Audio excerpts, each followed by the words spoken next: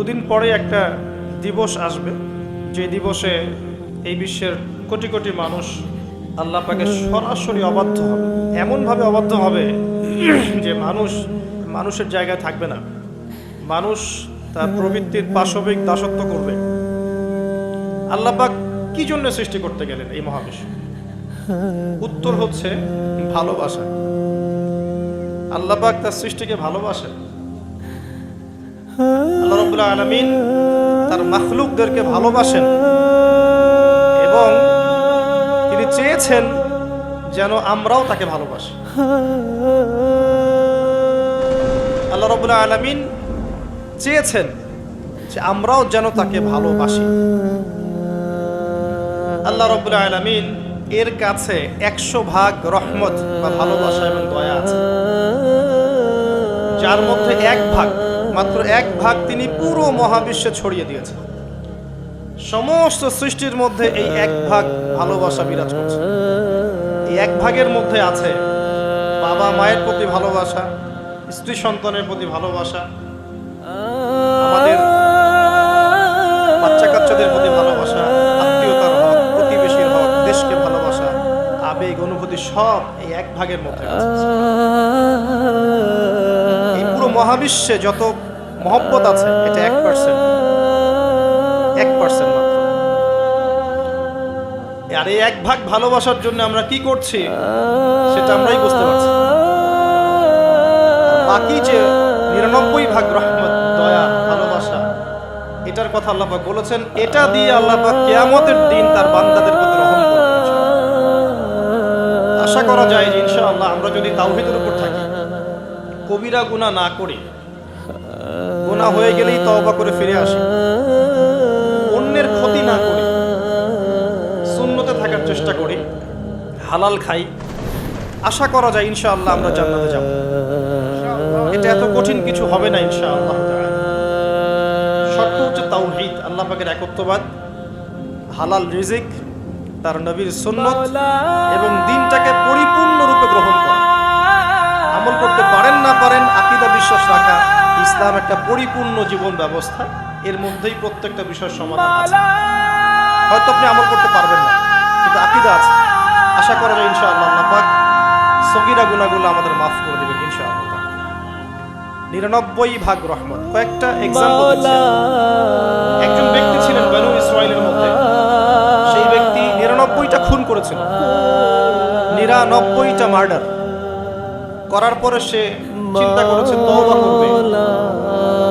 তার তওবা আছে কিনা এটা জিজ্ঞেস করার জন্য তিনি অনেক মানুষের কাছে ঘুরেছেন। তাকে সবাই নেগেটিভ উত্তর দিয়েছে। এক পর্যায়ে গিয়ে সে একজন আবেদকে জিজ্ঞাসা করেছে, আবেদকে যে বেশি বেশি ইবাদত করে। আবেদ কিন্তু সেই ব্যক্তি নয় যে আলেম। কথা বুঝতে পারছেন? আলেম তার কাছে জ্ঞান থাকে এবং জ্ঞান অনুযায়ী সে আমল করে, আর আবেদের কাছে খুব একটা বেশি জ্ঞান থাকে না, কিন্তু সে ইবাদত করে। এই আবেদকে সে জিজ্ঞাসা করেছিল, আমার কি তওবা হবে? সে আবেদ বলেছিল যে তুমি 99টা খুন করেছো, তোমার কিসের তওবা? তো সে ব্যক্তি এই আবেদকেও খুন করে 100টা মার্ডার পূর্ণ করেছিল। এরপরে তার মধ্যে আবার তওবার চেতনা আসে। তাকে জানানো হয় অমুক জায়গায় একজন আলেম আছেন, তার কাছে গিয়ে প্রশ্ন করো, তিনি উত্তর দিবে। সে আলেম তাকে জানালো যে হ্যাঁ, তোমার তওবা করার সুযোগ আছে, তুমি খালেস অন্তরে আল্লাহর কাছে তওবা করতে পারো, আল্লাহ চাইলে তোমাকে মাফ করতে পারে। এবার সে তওবা করলো, করার পরে কি করতে হবে পরামর্শ চাইল। আলেম তাকে বলল, তুমি এই এলাকা থেকে চলে যাও, অনেক দূরে হিজরত করো, যেখানে যাতে করে আগের হিস্ট্রির সাথে তোমার কোনো সম্পর্ক না থাকে, আগের জীবনের সাথে তোমার সম্পর্ক না থাকে, নতুন জীবন গঠন করো। সে যেতে যেতে রাস্তায় মারা গেল এবং আল্লাহ রাব্বুল আলামিন জান্নাতের ফেরেশতা এবং আযাবের ফেরেশতা দুজনকেই পাঠালেন। এই দুজন ফেরেশতা তারা তার আত্মাকে নিয়ে ঝগড়ায় লিপ্ত হলো, কে তার রূহটা কবজ করবে, কে তার রূহটা নিয়ে যাবে। আর আপনারা জানেন, যদি রূহটা নিয়ে যায় আযাবের ফেরেশতা, তার মানে কি? তার ফয়সালা কি? জাহান্নাম। জান্নাতের ফেরেশতা নিয়ে গেলে ফয়সালা জান্নাত ইনশাআল্লাহ। তো আল্লাহ রাব্বুল আলামিন এখানে একটা কৌশল করলেন। আল্লাহ পাক রাস্তাটাকে লম্বা করে দিলেন।